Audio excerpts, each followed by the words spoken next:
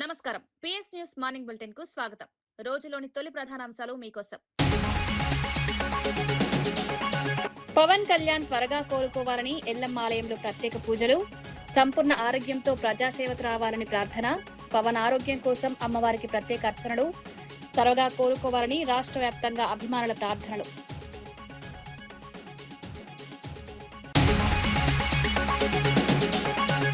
షాబాద్ నిందితుడికి రేవంత్ రెడ్డికి తేడా లేదన్న హరీష్ రావు. 6గురి హత్యపై తెలంగాణ సీఎం స్పందించకపోవడం దారుణం. షాబాద్ ఘటన సమయంలో పోలీసు అధికారి గోల్ఫ్ ఆడుతున్నారనే ఆరోపణ. శాంతి భద్రతల పరిరక్షణలో కాంగ్రెస్ విఫలం.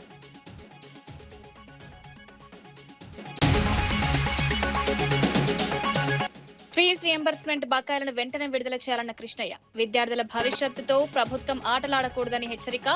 విద్యార్థుల హక్కుల కోసం సంఘాలు ఐక్యంగా పోరాడాలని పిలుపు. ఈ నెల 14న సత్యాగ్రహ నిరసన.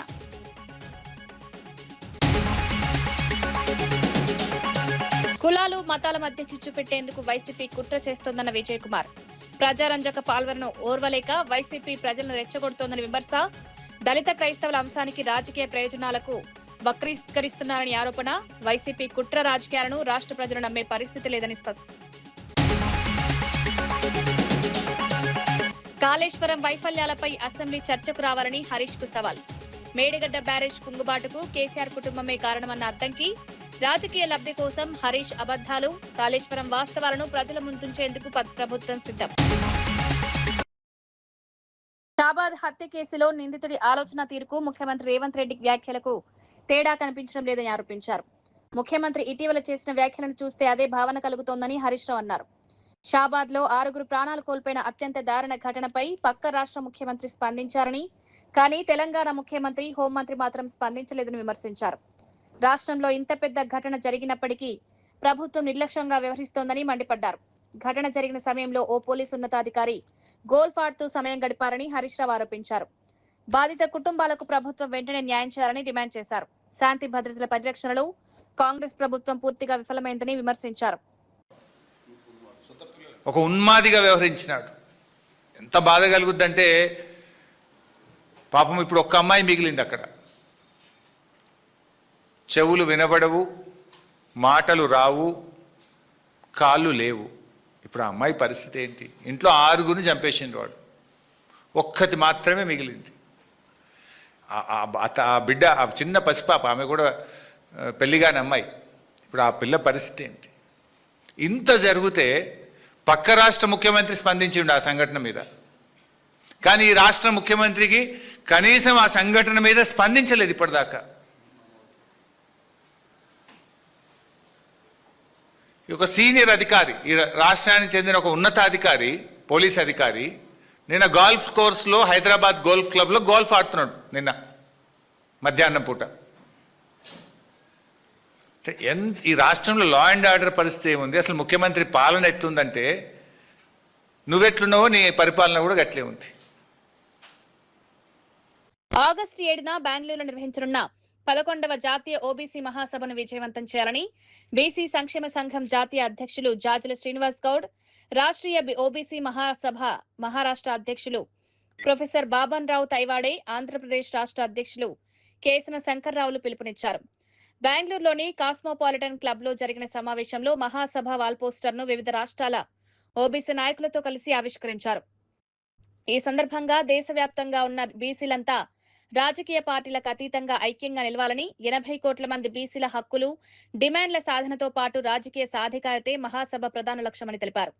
మండల్ కమిషన్ సిఫారసులు అమలు చేయాలని కోరుతూ ప్రతి ఏడాది ఆగస్టు 7న జాతీయ ఓబీసీ మహాసభ నిర్వహిస్తున్నామన్నారు. ఈ ఏడాది బెంగళూరులోని doctor Manmohan Singh city university ఆడిటోరియంలో ఉదయం 10 గంటల నుంచి సాయంత్రం 5 గంటల వరకు సమావేశం జరుగుతుందని వెల్లడించారు. నియోజకవర్గాలు, జిల్లాల వారిగా, రాష్ట్రాల వారిగా అందరూ కలిసి చీమల దండుగా కలిగి ఇలా పెద్ద ఎత్తున జాతీయ ఓబీసీ మహాసభ జరుగుతున్నాం. ఎందుకంటే కేంద్ర రాష్ట్ర ప్రభుత్వాలు, కేంద్ర ప్రభుత్వం ముఖ్యంగా బీసీలను నిర్లక్ష్యం చేస్తుంది. జాతి జనగణనలో ఓబీసీ కుటుంబాలు లెక్కించడం లేదు. మైనారిటీలో బీసీ మహిళలకు సపోర్ట్ పెట్టడం లేదు. జనాభా కాంగ్రెస్ ప్రకారం బీసీ రిజర్వేషన్ పెంచడం లేదు. కేంద్రంలో ప్రత్యేక మంత్రిత్వ శాఖ ఏర్పాటు చేయడం లేదు. అన్ని రంగాల్లో ఓబీసీలకు అన్యాయం చేస్తుంది కాబట్టి ఈ అన్యాయాన్ని మనం సాధించుకోవాలంటే బీసీలు యాచించడం ద్వారా కాకుండా శాసించి ఆంధ్రప్రదేశ్, తెలంగాణ, మహారాష్ట్ర అన్ని రాష్ట్రాలకు వెళ్ళి భారతదేశ గడ్డ బీసీలకు అడ్డగా మార్చి ఈ ఎర్రకోట మీద బీసీ జెండా ఎగిరేసే వరకు ఈ దేశంలో బీసీ ఉద్యమాన్ని విస్తరించడానికి ఈ జాతీయ ఓబీసీ మహాసభను ఒక ప్రపంచం లాగా, ఒక ఉక్కరలాగా వేల మంది ఎక్కడికక్కడ బెంగళూరు నగరానికి తరలి వచ్చి జాతీయ మహాసభను విజయవంతం చేయాలని చెప్పి మీ ద్వారా మేము పిలుపునిస్తున్నాం. ఉన్మాది రాజ్ కుమార్ కిరాతక చర్యపై శాసనమండలి ప్రభుత్వ చీఫ్ విప్ డాక్టర్ పట్టం మహేందర్ రెడ్డి తీవ్ర దిగ్భ్రాంతి వ్యక్తం చేశారు. చేవెళ్ల నియోజకవర్గంలో బాధిత కుటుంబాలను పరామర్శించిన ఆయన మృతుల చిత్రపటాలకు పూలు సమర్పించారు. బాధిత కుటుంబాలకు ప్రభుత్వం అండగా ఉంటుందని భరోసా ఇచ్చారు. ఈ ఘటనలో పోలీసుల నిర్లక్ష్యంపై ఇప్పటికే చర్యలు తీసుకున్నామని, సంబంధిత సీఐ, ఎస్ఐలను సస్పెండ్ చేసినట్లు తెలిపారు. బాధిత కుటుంబంలోని దివ్యాంగురాలు మేఘనకు 5 లక్షల రూపాయల పరిహారం అందించనున్నట్లు కలెక్టర్ నారాయణరెడ్డి ప్రకటించారు. మేఘనకు ఇందిరమ్మ ఇల్లు మంజూరు చేయడంతో పాటు ఉచిత వైద్య సేవలు, అవసరమైన పునరావాసం కల్పిస్తామని వెల్లడించారు. వారికి అన్ని విధాలు ఆదుకోవాలని చెప్పేసి మరి నిర్ణయం తీసుకోవడం జరిగింది. ఇప్పటిదాకా వాళ్ళ కుటుంబ సభ్యులు చెప్పినారు, ఆ అమ్మాయికి మాటలు రావు, మరి ఏ విధంగా తినిపించాలన్నా ఏం చేయాలన్నా కూడా మరి చాలా ఇబ్బందికరంగా ఉన్నది. ఎవరు లేరని చెప్పి కూడా తెలిసింది. కాబట్టి తప్పకుండా నేను కూడా ముఖ్యమంత్రి గారికి సంబంధించినటువంటి అధికారులు, కలెక్టర్తో మాట్లాడి వెంబడే అమ్మాయికి అన్ని విధాల మరి ఏ ఇబ్బంది కాకుండా చూసుకున్న బాధ్యత మేము తీసుకుంటాం. తప్పకుండా ఇక్కడ లోకల్ అంతా ఉన్నారు, ఆ అమ్మాయికి ఎలాంటి ఇబ్బంది కాకుండా చూస్తాం. ఎవరైతే రాజకుమార్ ఉన్నారో వారి మీద సీరియస్ యాక్షన్ తీసుకొని ప్రభుత్వం చాలా సీరియస్ ఉన్నది. ముఖ్యమంత్రి గారు కూడా చాలా సీరియస్. 6 మంది అమాయకులను చంపడం చాలా బాధాకరం. అతని మీద సీరియస్ యాక్షన్ తీసుకొని ప్రభుత్వం ముఖ్యమంత్రి రేవంత్ రెడ్డిపై మాజీ మంత్రి బీఆర్ఎస్ ఎమ్మెల్యే జగదీష్ రెడ్డి తీవ్ర స్థాయిలో విమర్శలు చేశారు. షాబాద్ లో ఉన్మాది 6గురిని హత్య చేసిన ఘటనను ప్రస్తావిస్తూ ముఖ్యమంత్రి వ్యాఖ్యలకు ఆ నిందితుడి ఆలోచన తీరుకు తేడా లేదని సంచలన వ్యాఖ్యలు చేశారు. తాను చెప్పిన మాట వినకపోతే ఏమైనా చేస్తాననే ధోరణి ఇద్దరిలోనూ కనిపిస్తోందని ఆరోపించారు. రిటైర్డ్ ఇంజనీర్లను కూడా జైల్లో పెడతానని, గతంలో జైలుకు పంపకపోవడమే తాను చేసిన తప్పని ముఖ్యమంత్రి మాట్లాడడం సరికాదన్నారు. షాబాద్ ఘటనలో నిందితుడు పోక్సో కేసు పెట్టిన బాధితురాలపై కక్ష పెంచుకున్న తీరు, రాజకీయ ప్రత్యర్థులపై ముఖ్యమంత్రి చేస్తున్న వ్యాఖ్యలు ఒకే విధమైన మనస్తత్వాన్ని ప్రతిబింబిస్తున్నాయని జగదీష్ రెడ్డి ఆరోపించారు. దుర్మార్గుడు ఒక సైకో 6గురిని చంపేసిన సంఘటన ఎందుకో 2 ఒకే సమయంలో యాదృచ్ఛికంగా జరిగినట్టు కనబడుతూ ఉంది. కానీ అక్కడ వాడు చేసిన దానికి, నిన్న ముఖ్యమంత్రి మాట్లాడిన దానికి పైసా కూడా తేడా లేదు. షాబాదులో ఒక సైకోగాడు చేసిన నేరానికి భార్య పిల్లలతో పాటు ఒక అమాయకురాలైన అమ్మాయిని, వాళ్ళ కుటుంబ సభ్యుల్ని కూడా దుర్మార్గంగా నరికివేసిన సన్నివేశానికి నిన్న ఇక్కడ ముఖ్యమంత్రి మాట్లాడిన పత్రికా విలేకరుల సమావేశానికి ఏమి తేడా కనబడతలేదు. ఇద్దరిది ఒకే తీర్మానస్తత్వం కనబడుతుంది. మీరు కొంచెం జాగ్రత్తగా అబ్జర్వ్ చేస్తే. ఎందుకు చెప్తున్నా ఈ మాట అంటే, తనకు నచ్చకపోతే, తను అనుకున్నట్టు జరగకపోతే, తను చెప్పిన మాట వినకపోతే, తను చెప్పిందే ఇతరులు మాట్లాడకపోతే నేను ఏమైనా చేస్తా, నరికి చంపి నెత్తురు పొలాలలో జల్తా. వాడు చేసింది అదే. నిన్న జైల్లో పెడతా, రిటైర్డ్ ఇంజనీర్లను కూడా జైల్లో పెడతా. జైల్లో పెట్టకపోవడమే నేను చేసిన తప్పు. సేమ్ వాడేం ఆలోచించిండో, పోక్సో కేసు పెట్టిన అమ్మాయి గురించి వాడేం ఆలోచించిండో, ఇవాళ నిన్న ఈయన ముఖ్యమంత్రి కూడా అదే ఆలోచిస్తున్నాడు. వాడు ఏ రకంగా నరికి చంపిండో ఈయన కూడా అదే చేయాల్సి ఉంటుంది, అయ్యా చేయిస్తానని మాట్లాడుతున్నాడు ముఖ్యమంత్రి. ఎందుకంటే తెలంగాణ ప్రజల తరఫున ప్రశ్నించినందుకు, నీ ధనదాహాన్ని బయట పెడుతున్నందుకు, తెలంగాణ పట్ల నీకుండే విద్వేషాన్ని ప్రజలకు చూపిస్తున్నందుకు, వాడికి ఎట్లయితే అడ్డం వచ్చిండ్రు అని భావించి చంపిండో ఈడ కూడా గట్లనే నీకు అడ్డం వస్తున్నారు. కాబట్టి వీళ్ళు నీ ధనదాహానికి చంపేస్తా. విశాఖపట్నం పరిసర ప్రాంతాల్లో సంభవించిన భూకంపం, స్వల్ప భూకంపనలపై ఆంధ్ర యూనివర్సిటీ జియోఫిజిక్స్ విభాగం ప్రొఫెసర్ డాక్టర్ పెంటకోట త్రినద్రావు కీలక విషయాలు వెల్లడించారు. విశాఖ పరిసరాల్లో నమోదైన భూ ప్రకంపనలు తక్కువ లోతులో మోస్తరు తీవ్రతతో సంభవించినట్లు తెలిపారు. ఈ ప్రకంపనల కారణంగా ప్రజలకు ఎలాంటి ప్రమాదం లేదని స్పష్టం చేశారు. బంగాళాఖాతాన్ని కేంద్రంగా చేసుకుని భూకంపం సంభవించిందని, ప్లేట్ టెక్టోనిక్ కదలికలే దీనికి ప్రధాన కారణమని వివరించారు. భూమి లోపలి పొరల్లో సహజంగా జరిగే కదలికల వల్ల ఇలాంటి ప్రకంపనలు నమోదవుతుంటాయని తెలిపారు. విశాఖలో పలు చోట్ల ప్రజలు స్వల్ప ప్రకంపనలు గుర్తించినప్పటికీ ఆందోళన చెందాల్సిన అవసరం లేదన్నారు. భూకంప తీవ్రత, కేంద్రం, లోతు వంటి అంశాలను జియోఫిజిక్స్ నిపుణులు పరిశీలిస్తున్నట్లు చెప్పారు. Scale, the intensity of it is 4.5. This 4.5 indicating that it is a moderate earthquake. So it is a shallow earthquake and whose epicenter is 10-kilometer depth of the Bay of Bengal, which is situated 225 kilometers from Kakinada coast. So this is totally a shallow earthquake, but it's no problem at all. Because actually the region of this earthquake is we have a plate tectonics. So actually the world is divided into number of plates in which our Indian plate is moving towards north, which is collide with Eurasian plate and Burma plate. So whenever it is colliding towards that, what is the Eurasian plate and Burmese plate, there may be a possibility of the earthquake. So according to that, here today's earthquake is not this total movement of the Indian plate towards Eurasian plate, but it may be due to actually there are number of plates lying over the Bay of Bengal. So this is towards from north to south. Actually, these plates which are underneath the surface of the ocean, which is from north to south.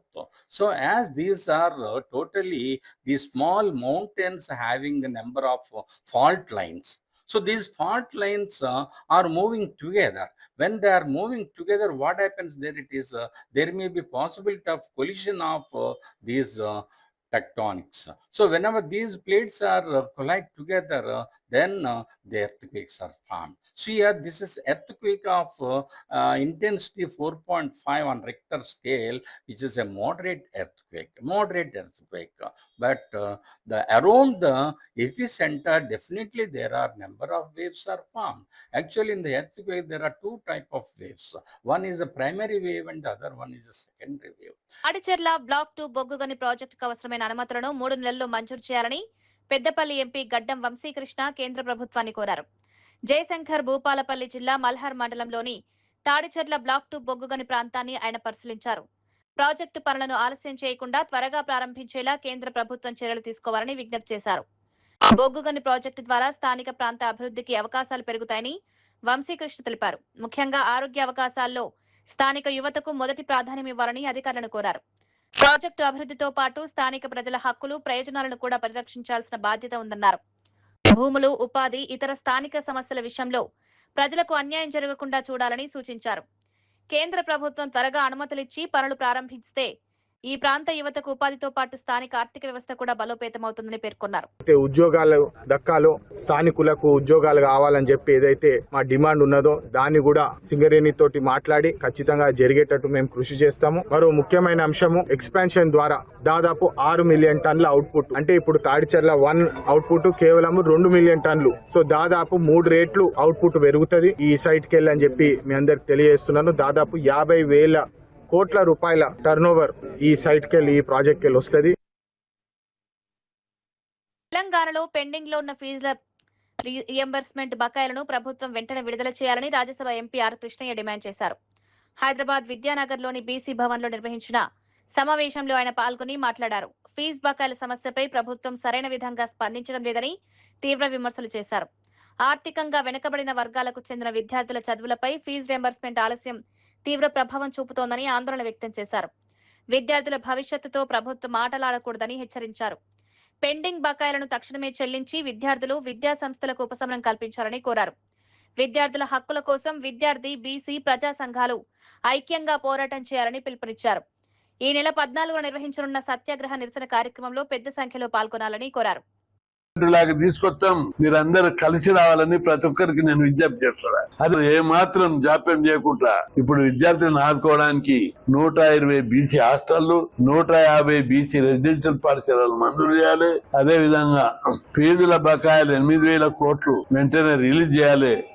అందులో భాగంగా ఈ నెల 14న జరుగుతున్న సత్యాగ్రహ దీక్షకు అందరినీ నేను open గా ఆహ్వానిస్తున్నా. వచ్చి మీరు మద్దతు ప్రకటించండి అని చెప్పి నేను విజ్ఞప్తి చేస్తున్నా. ఈ నెల 16న రాష్ట్ర వ్యాప్తంగా అన్ని జిల్లా కేంద్రాల్లో, మండల కేంద్రాల్లో, నియోజకవర్గ కేంద్రాల్లో కాలేజీలు బైకాట్ చేసి ర్యాలీలు తీసి MRO office, collector office, RDO ఆఫీసులు ముట్టడి చేయాలని చెప్పి పిలుపునిస్తున్నారు.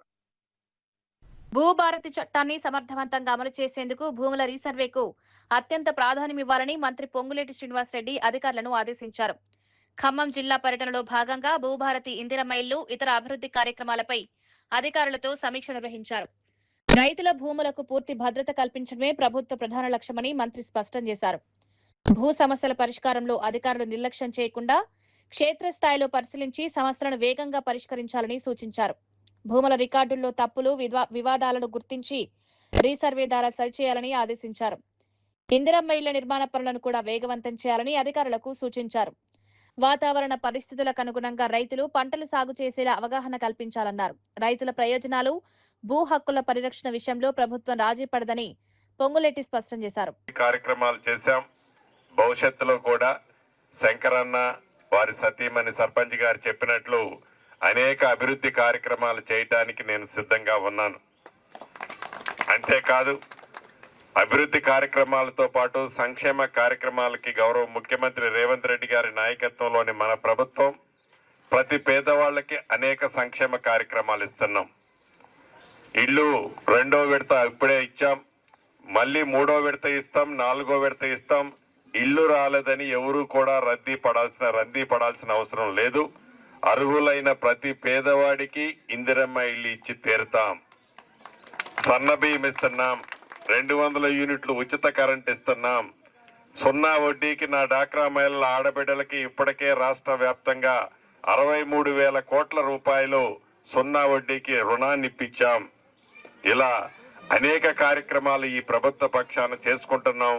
మా ఆడబిడ్డలు, అన్నదమ్ములు చల్లగా ఉండాలని, రైతుని రాజును చేయాలని, నిరుద్యోగ యువతకి ఉద్యోగాలు మరిన్ని కల్పించాలన్నదే ఈ ప్రభుత్వం యొక్క లక్ష్యమని మీ అందరికీ చెప్తూ, అదే రకంగా ఇళ్ల స్థలాలు గతంలో ఇచ్చి పొజిషన్ సర్టిఫికెట్ ఈనోళ్ళు కొత్తగా ఇళ్ల స్థలాలు ఇచ్చేవి కూడా 16 మందికి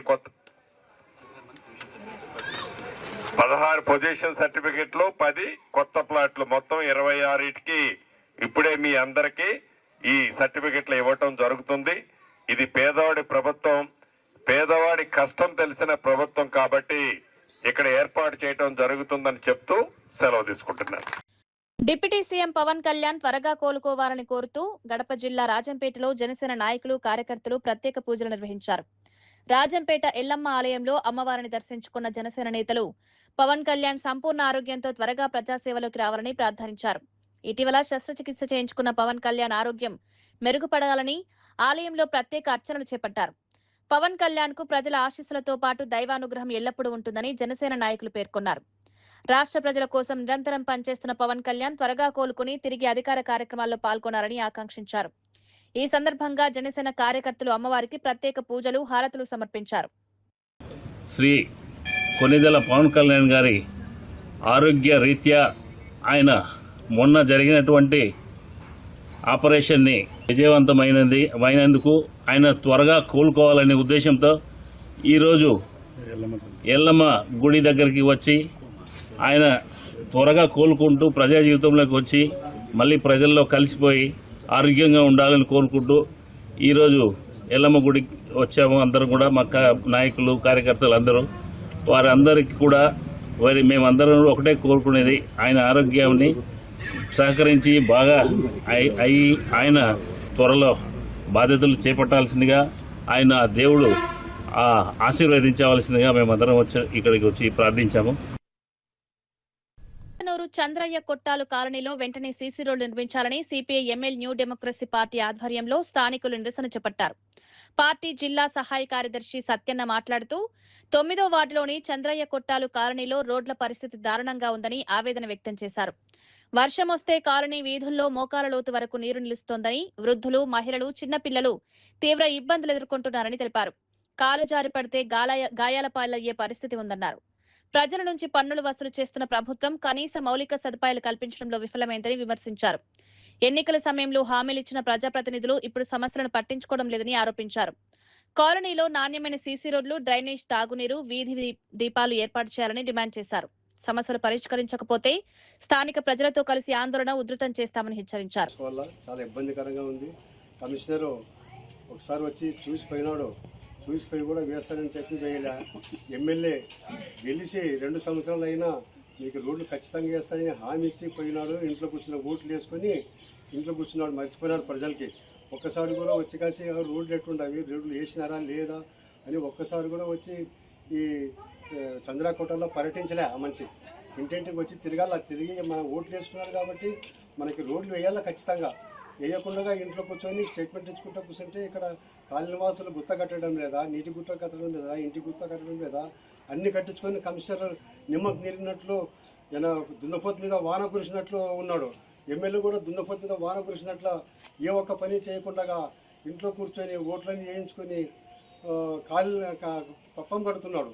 కాబట్టి మనకి చంద్రయ్య కొట్టాల్లో రోడ్లన్నీ వెంటనే వేయాలని న్యూ డెమోక్రసీ పార్టీగా మేము డిమాండ్ చేస్తున్నాము. ఇప్పుడు న్యూ డెమోక్రసీ పార్టీ కార్యదర్శి సిపిఐ ఎంఎల్ సత్యన్న గారు మాట్లాడాల్సిందిగా కోరుతున్నాను. కామ్రేడ్స్, ఈరోజు సిపిఐఎంఎల్ న్యూ డెమోక్రసీ పార్టీ ఆధ్వర్యంలో చంద్రయ్య కొట్టాలందు ధర్నా కార్యక్రమం సీసీ రోడ్డు కొరకు చేపట్టడం జరిగింది. ఈ యొక్క ధర్నా కార్యక్రమానికి సిపిఐఎంఎల్ న్యూ డెమోక్రసీ పట్టణ కార్యదర్శి కేసీ జబ్బర్ గారు, అదేవిధంగా ఐఎఫ్టియు జిల్లా కార్యదర్శి బాలరాజు గారు, ఐఎఫ్టియు ఎంయూరు పట్టణ కార్యదర్శి బాబు గారు ఈ యొక్క కార్యక్రమంలో పాల్గొన్నటువంటి కాలనీవాసులకు అందరికీ కూడా పేరు పేరున ధన్యవాదాలు చెప్తా. కాబట్టి ఎంతో కాలంగా చంద్రయ్య కొట్టాలంటే మరి దగ్గర 40-50 సంవత్సరాల నుంచి ఈ కాలనీ నిర్మాణం జరిగింది. ఈ కాలనీలోన అరకొర సీసీ రోడ్లు వేసి చేయి దులుపుకోవడము మున్సిపాలిటీ కమిషనర్ది ఇది సరైనది కాదని మేము డిమాండ్ చేస్తున్నాం. ఇప్పటికైనా కానీ మున్సిపాలిటీ కమిషనర్ వెంటనే స్పందించి చంద్రయ్య కొట్టాల్లో రాష్ట్రంలో వివిధ మతాలు, కులాల మధ్య చిచ్చుపెట్టి అలజడి సృష్టించేందుకు వైసీపీ కుట్ర చేస్తోందని ఎమ్మెల్యే సుందరపు విజయ్ కుమార్ తీవ్ర ఆరోపణలు చేశారు. విశాఖపట్నంలో నిర్వహించిన మీడియా సమావేశంలో ఆయన వైసీపీ తీరుపై మండిపడ్డారు. కూటమి ప్రభుత్వం ప్రజారంజక పాలన అందిస్తుంటే ఓర్వలేక వైసీపీ ప్రజలను రెచ్చగొట్టే ప్రయత్నం చేస్తోందని విమర్శించారు. దళిత క్రైస్తవుల అంశంపై సుప్రీంకోర్టు ఇచ్చిన ఆదేశాలను రాజకీయ ప్రయోజనాల కోసం వక్రీకరిస్తున్నారని ఆరోపించారు. ఉండి నియోజకవర్గంలో రఘురామకృష్ణంరాజుకు సంబంధించిన ఆలయ వివాదాన్ని కూడా కావాలనే పెద్దది చేసి ప్రజల మధ్య విభేదాలు సృష్టించే ప్రయత్నం చేస్తున్నారని మండిపడ్డారు. మత విశ్వాసాలు, కులాల పేరుతో రాజకీయాలు చేయడం సరికాదని విజయ్ కుమార్ అన్నారు. రాష్ట్రంలో శాంతియుత వాతావరణాన్ని దెబ్బతీసే చర్యలను ప్రజలు గమనిస్తున్నారన్నారు. వైసీపీ కుట్ర రాజకీయాలను ప్రజలు నమ్మే పరిస్థితి లేదని స్పష్టం చేశారు. విఘాతం కలిగించడానికి వైఎస్ఆర్సీపీ పార్టీ కుట్ర పన్నుతుంది. దీనికి ప్రజలందరూ కూడా గమనించాల్సిన పరిస్థితి ఉంది. ఇందులో ముఖ్యంగా వాస్తవాలు చెప్పాలంటే దళిత క్రైస్తవులు విషయం మీద సుప్రీంకోర్టు దగ్గర నుంచి వచ్చిన కొంత సుప్రీంకోర్టు ఏదైతే డైరెక్షన్స్ ఇచ్చిందో ఇది జరుగుతున్న సమయంలో, అలాగే రఘురామకృష్ణరాజు గారు ఉండి నియోజకవర్గంలో ఏదైతే టెంపుల్ గురించి మరి మీరు చూసే ఉంటారో అది కూడా పెద్ద ఇష్యూ కింద క్రియేట్ చేసి ఎక్కడికక్కడ రెచ్చగొట్టే ధోరణిలో పూర్తిగా కుట్రలు పన్నుతున్నారు. ఇది పూర్తిగా మనం ఒకసారి ఆలోచించుకుంటే అయోధ్య రామ మందిరానికి భక్తులు సమర్పించిన విరాళాల వినియోగంపై వచ్చిన ఆరోపణలపై పారదర్శక విచారణ జరపాలని కాంగ్రెస్ డిమాండ్ చేసింది. రాముడు ఏ ఒక్క రాజకీయ పార్టీకి చెందినవాడు కాదని, దేశ ప్రజలందరి ఆరాధ్య దైవమని ఏఐసీసీ ఇన్ఛార్జి చల్లా వంశీచంద్ రెడ్డి స్పష్టం చేశారు. భక్తులు ఎంతో విశ్వాసంతో సమర్పించిన విరాళాల నిర్వహణలో అవకతవకలు జరిగాయనే ఆరోపణలు తీవ్ర ఆందోళన కలిగిస్తున్నాయని తెలిపారు. ఈ అంశాన్ని రాజకీయ కోణంలో చూడకుండా వాస్తవాలను ప్రజల ముందుంచాల్సిన బాధ్యత ఉందన్నారు. విరాళాలు ఎలా వినియోగించారు, ఆరోపణలు నిజమెంత అనే విషయాలపై సమగ్ర విచారణ చేపట్టాలని డిమాండ్ చేశారు. రామమందిరం కోట్లాది మంది ప్రజల విశ్వాసానికి సంబంధించిన అంశమని, ఇందులో పారదర్శకత అత్యంత అవసరమని పేర్కొన్నారు. విచారణ ద్వారా నిజానిజాలు బయటపెట్టి ప్రజల్లో ఉన్న అనుమానాలను తొలగించాలని కోరారు. భక్తుల మనోభావాలను గౌరవిస్తూ కేంద్ర ప్రభుత్వం ఈ వ్యవహారంపై వెంటనే స్పందించాలని డిమాండ్ చేశారు. మన పిల్లలకు కూడా మనం నేర్పిస్తుంటాం, మనము మన ధర్మాన్ని కాపాడితే మన ధర్మం మనని కాపాడుతుందని. హిందూ ధర్మంలో పుట్టినటువంటి ప్రతి ఒక్క వ్యక్తి 100% నమ్మేటువంటి సిద్ధాంతం ఇది. ధర్మో రక్షతి రక్షతః. మనందరం కూడా హిందువులము, హిందువులుగా మనం గర్వపడతాము. అలానే నిజమైన హిందువులు ఎవరిని కూడా ద్వేషించకుండా, ఎందుకంటే మనం రాముని బాట సరైన బాట అని భావించేటువంటి వాళ్ళము. బీఆర్ఎస్ నేత హరీష్ రావుపై టీపీసీసీ వర్కింగ్ ప్రెసిడెంట్ జగ్గారెడ్డి తీవ్రస్థాయిలో మండిపడ్డారు. హైదరాబాద్ గాంధీ భవన్ లో నిర్వహించిన మీడియా సమావేశంలో కాళేశ్వరం, మేడిగడ్డ ప్రాజెక్టులపై హరీష్ రావు చేసిన వ్యాఖ్యలకు ఘాటు కౌంటర్ ఇచ్చారు. కేసీఆర్, హరీష్ రావు హయాంలో నిర్మించిన బ్యారేజ్ కుంగిపోయిందని, ₹1,00,00,000 కోట్ల ప్రజాధనం వృధా అయిందని ఆరోపించారు. కాళేశ్వరం ప్రాజెక్టు వైఫల్యంపై ముందుగా కేసీఆర్, హరీష్ రావు తెలంగాణ ప్రజలకు క్షమాపణ చెప్పాలని డిమాండ్ చేశారు. తమ పాలనలో జరిగిన తప్పులను కప్పిపుచ్చుకునేందుకు హరీష్ రావు కొత్త డైలాగులు చెప్తున్నారని విమర్శించారు. అసలు సమస్యను పక్కదారి పట్టించేందుకే కాంగ్రెస్ ప్రభుత్వంపై ఆరోపణలు చేస్తున్నారని మండిపడ్డారు. కాళేశ్వరం నిర్మాణం, మేడిగడ్డ కుంగుబాటుపై ప్రజలకు పూర్తి వాస్తవాలు చెప్పాల్సిన బాధ్యత బీఆర్ఎస్ నేతలపై ఉందన్నారు.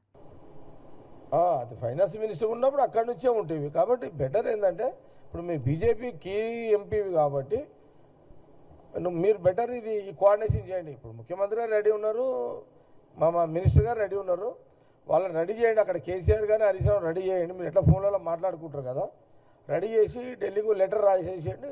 అది కూడా ఒక సొల్యూషన్ దొరుకుతుంది. ఇక ఈ టీవీలలో ముందు మాట్లాడు బంద్ చేసేయండి. ఇక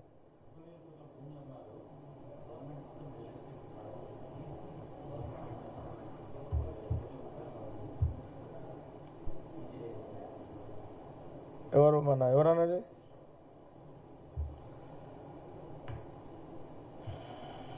ఇప్పుడు ఫస్ట్ మీరు రాష్ట్రాన్ని అప్లపాలు చేసింది మీరు. ఏం చేయాలో అర్థం కాక నెత్తి వాళ్ళ కొట్టుకుంటుంది మేము.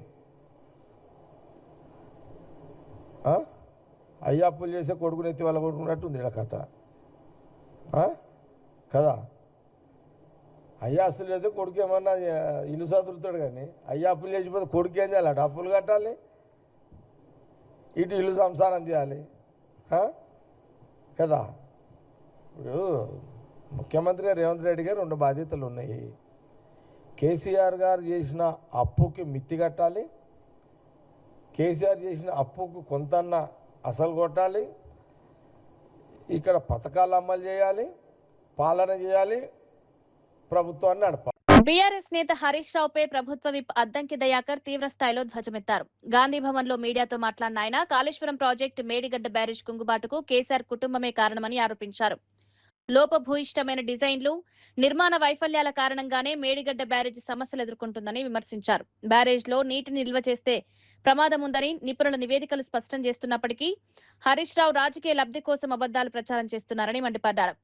తెలంగాణ ప్రజలను తప్పుదోవ పట్టించే ప్రయత్నాలను బీఆర్ఎస్ మానుకోవాలని సూచించారు. కాళేశ్వరం ప్రాజెక్టులో జరిగిన అవినీతి, నిర్మాణ వైఫల్యాలపై చర్చించేందుకు దమ్ముంటే అసెంబ్లీకి రావాలని హరీష్ రావుకు సవాల్ విసిరారు.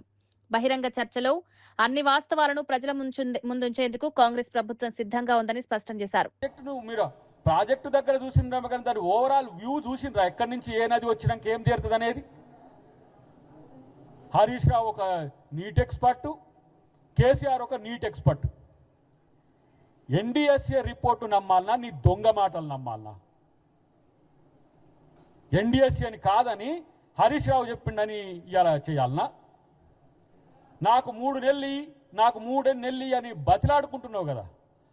9 సంవత్సరాలు, 9.5 సంవత్సరాల్లో 4 సంవత్సరాలు నువ్వే ఇరిగేషన్ శాఖ మంత్రి ఎలుగబెడితీవు కదా. 3 నెలలు ఇస్తే ఏం చేస్తావు? 3 నెలలు ఇస్తే ఏం చేయగలుగుతావు? 3 సంవత్సరాలు తీసుకోమంటే సిగ్గు లేకుండా మాట్లాడుతుండ్రి. ఇంట్లో పన్నోడు రాడా, తెలియనోడు మాట్లాడుతుండే, మోసం చేసినోడు నీతులు చెప్తుండే. ఏం చెప్పాలి ఇంకా మీకు? ఏ భాషలో చెప్పాలి మీకు? నీటి భాషలో చెప్తే అర్థం కాదా? రాజకీయ భాషలో చెప్తే అర్థం కాదా? ఇప్పుడు రాష్ట్ర భాషల తెలంగాణ భాషలో చెప్పినా కూడా అర్థం కావట్లేదు. మీకు ఏ భాష చెప్పాలంటే బూతు భాష అయితేనే కరెక్ట్ అవుతుంది. మీకు మీరు దిగజారి మీరు చేస్తున్న కామెంట్స్ ముఖ్యమంత్రి మీద కానీ లేకపోతే ప్రభుత్వం మీద కానీ, నీ స్థాయి ఏంది Harish Rao? You are after all MLA today. మా అందరికంటే కూడా తక్కువ నువ్వు. నీ ఎమ్మెల్యే స్థాయి ఏంది, ముఖ్యమంత్రి మాట్లాడే స్థాయి ఏంద్ర పాగల్? పవన్ కళ్యాణ్ త్వరగా కోలుకోవాలని ఎల్లమ్మ ఆలయంలో ప్రత్యేక పూజలు, సంపూర్ణ ఆరోగ్యంతో ప్రజాసేవకు రావాలని ప్రార్థన, పవన్ ఆరోగ్యం కోసం అమ్మవారికి ప్రత్యేక అర్చనలు, త్వరగా కోలుకోవాలని రాష్ట్ర వ్యాప్తంగా అభిమానుల ప్రార్థనలు.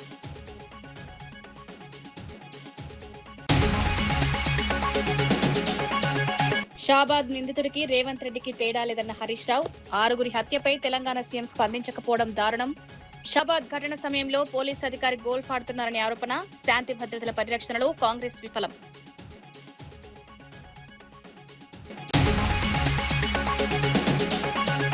ఫీజు రియంబర్స్మెంట్ బకాయిలను వెంటనే విడుదల చేయాలన్న కృష్ణయ్య. విద్యార్థుల భవిష్యత్తుతో ప్రభుత్వం ఆటలాడకూడదని హెచ్చరిక. విద్యార్థుల హక్కుల కోసం సంఘాలు ఐక్యంగా పోరాడాలని పిలుపు. ఈ నెల 14న సత్యాగ్రహ నిరసన.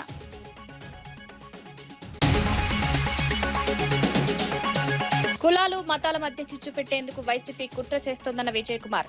ప్రజారంజక పాల్వలను ఓర్వలేక వైసీపీ ప్రజలను రెచ్చగొడుతోందని విమర్శ. దళిత క్రైస్తవుల అంశానికి రాజకీయ ప్రయోజనాలకు వక్రీకరిస్తున్నారని ఆరోపణ. వైసీపీ కుట్ర రాజకీయాలను రాష్ట్ర ప్రజలు నమ్మే పరిస్థితి లేదని స్పష్టం. కాళేశ్వరం వైఫల్యాలపై అసెంబ్లీ చర్చకు రావాలని హరీష్ కు సవాల్. మేడిగడ్డ బ్యారేజ్ కుంగుబాటుకు కేసీఆర్ కుటుంబమే కారణమన్న అద్దంకి. రాజకీయ లబ్ధి కోసం హరీష్ అబద్ధాలు, కాళేశ్వరం వాస్తవాలను ప్రజల ముందుంచేందుకు ప్రభుత్వం సిద్ధం.